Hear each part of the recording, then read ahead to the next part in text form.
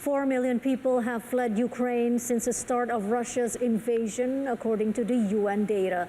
The vast majority are women, children, populations that are especially vulnerable to human trafficking. Lesia Bakalet has the story narrated by Anna Rice. This is the Ukrainian-Polish border, the Shehiny Medyka checkpoint. According to the latest UN data, a large proportion of Ukrainian refugees, mostly women and children, fled to Poland after Russia invaded Ukraine. Many spent days waiting to cross the border.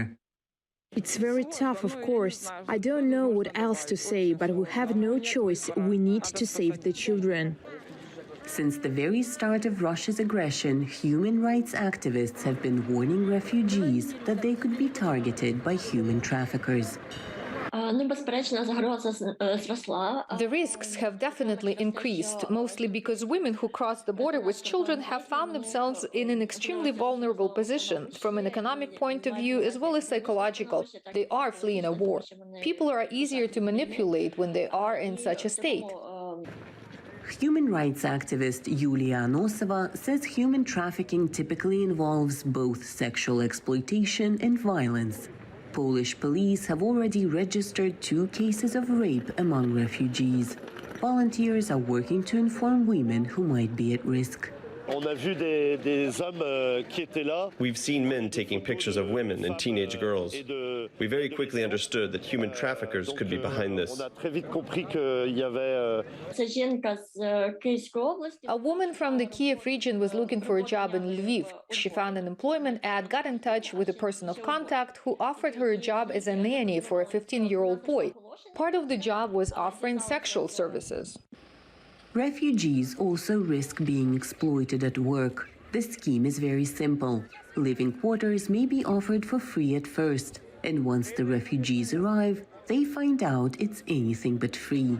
Human rights activists emphasize such actions are illegal.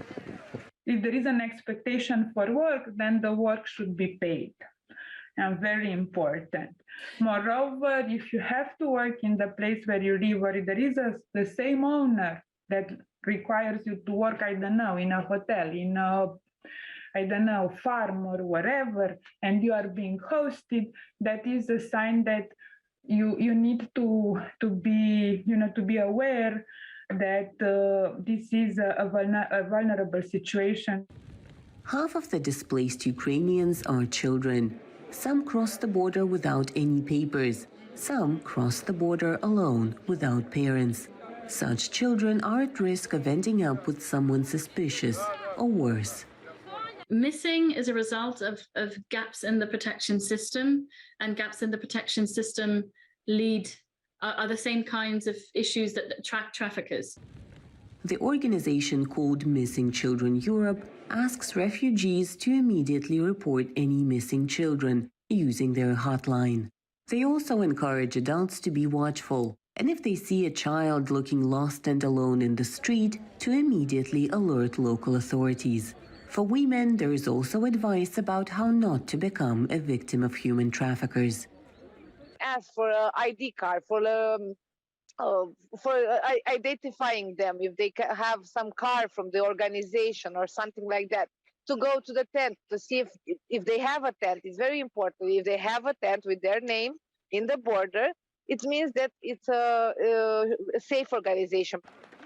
Experts also advise refugees to take pictures of important documents on their phone, stay in a group, and keep handy the phone number for the police in any country they enter. It's also important to have contact information for volunteers and aid groups, and keep in touch with relatives and close friends, so that as many people as possible know the